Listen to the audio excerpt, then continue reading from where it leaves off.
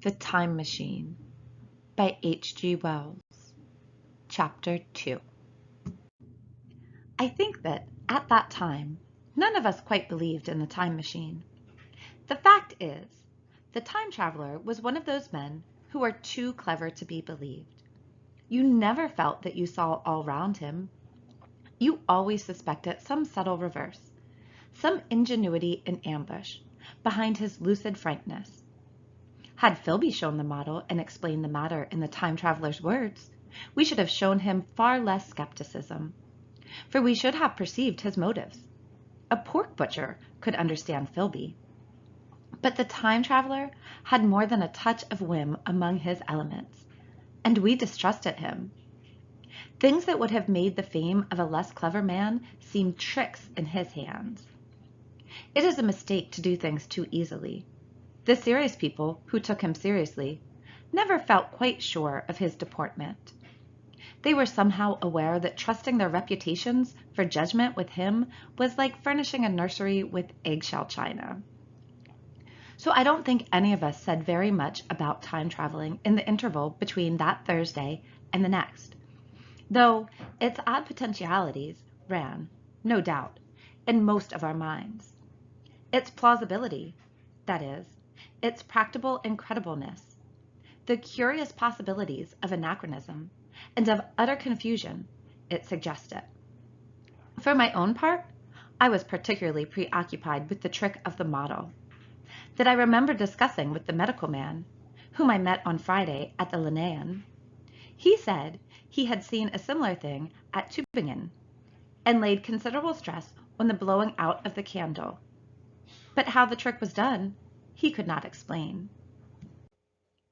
The next Thursday, I went again to Richmond. I suppose I was one of the time traveler's most constant guests, and, arriving late, found 4 or 5 men already assembled in his drawing-room. The medical man was standing before the fire with a sheet of paper in one hand and his watch in the other. I looked round for the time traveler. "And it's 7:30 now," said the medical man. "I suppose we'd better have dinner." "Where's?" said I, naming our host. "You've just come? It's rather odd. He's unavoidably detained. He asks me in this note to lead off with dinner at 7 if he's not back. Says he'll explain when he comes." "It seems a pity to let the dinner spoil," said the editor of a well-known daily paper, and thereupon the doctor rang the bell. The psychologist was the only person besides the doctor and myself who had attended the previous dinner. The other men were Blank, the editor aforementioned, a certain journalist, and another, a quiet, shy man with a beard, whom I didn't know, and who, as far as my observation went, never opened his mouth all the evening. There was some speculation at the dinner table about the time traveler's absence, and I suggested time traveling in a half-jocular spirit.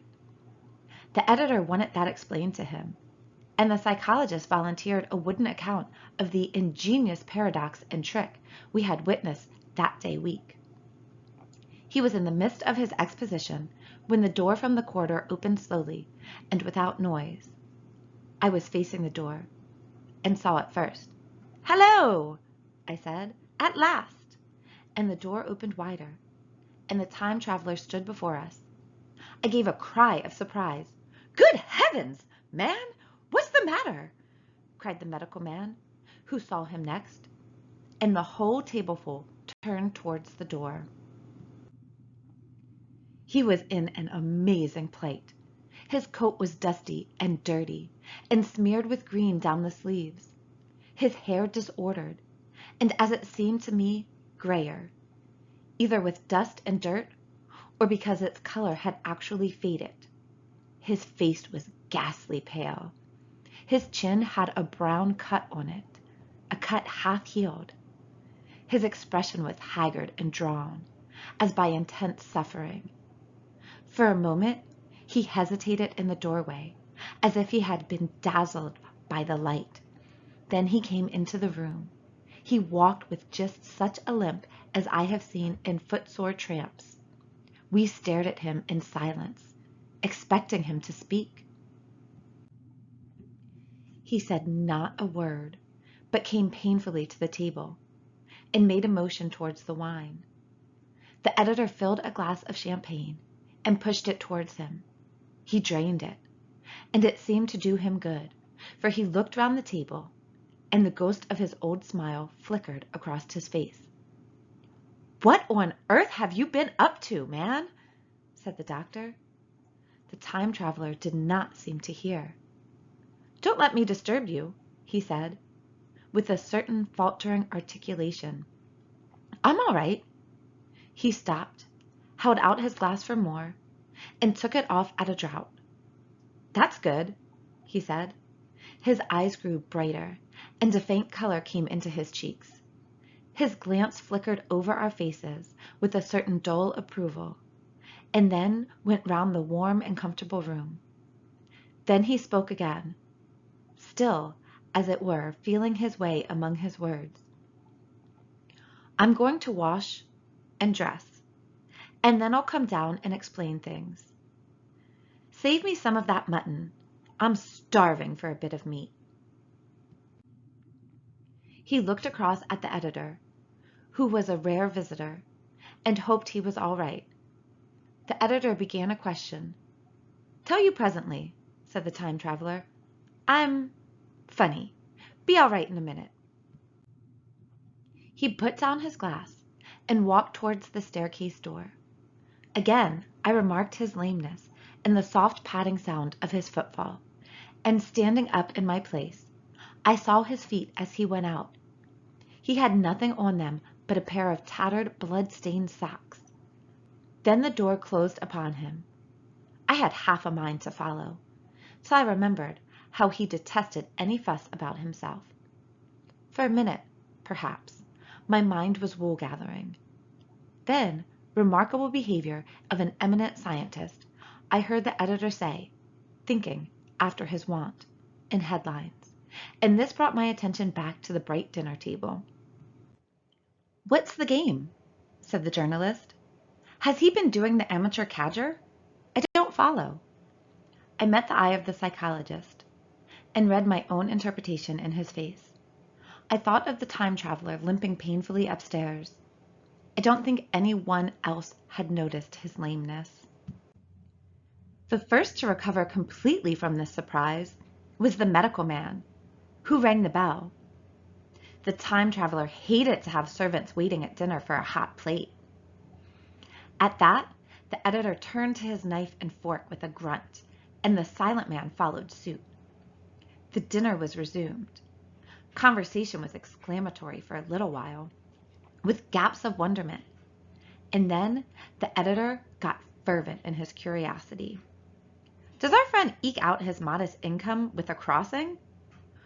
Or has he his Nebuchadnezzar phrases?" he inquired. "I feel assured it's this business of the time machine," I said, and took up the psychologist's account of our previous meeting. The new guests were frankly incredulous. The editor raised objections.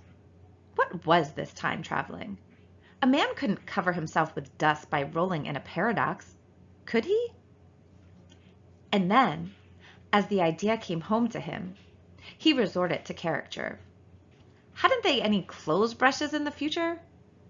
The journalist, too, would not believe at any price, and joined the editor in the easy work of heaping ridicule on the whole thing.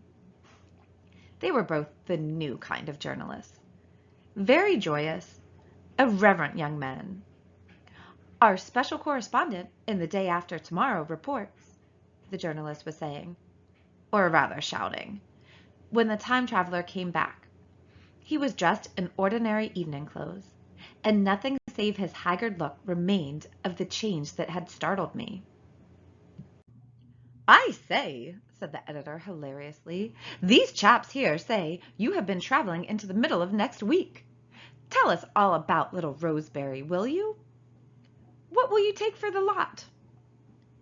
The time traveler came to the place reserved for him without a word. He smiled quietly, in his old way. "Where's my mutton?" he said. What a treat it is to stick a fork into meat again. Story, cried the editor. Story be damned, said the time traveler. I want something to eat. I won't say a word until I get some peptone in my arteries. Thanks. And the salt? One word, said I. Have you been time traveling? Yes, said the time traveler, with his mouth full, nodding his head. I'd give a shilling, a line for a verbatim note, said the editor. The time traveler pushed his glass towards the silent man and rang it with his fingernail, at which the silent man, who had been staring at his face, started convulsively and poured him wine. The rest of the dinner was uncomfortable. For my own part, sudden questions kept on rising to my lips, and I dare say it was the same with the others. The journalist tried to relieve the tension by telling anecdotes of Hetty Potter. The time traveler devoted his attention to his dinner and displayed the appetite of a tramp. The medical man smoked a cigarette and watched the time traveler through his eyelashes. The silent man seemed even more clumsy than usual and drank champagne with regularity and determination out of sheer nervousness. At last, the time traveler pushed his plate away and looked round us. I suppose I must apologize, he said. I was simply starving. I've had a most amazing time. He reached out his hand for a cigar and cut the end. But come into the smoking room. It's too long a story to tell over greasy plates. And ringing the bell in passing, he led the way into the adjoining room. You have told blank and dash and chose about the machine, he said to me, leaning back in his easy chair and naming the 3 new guests.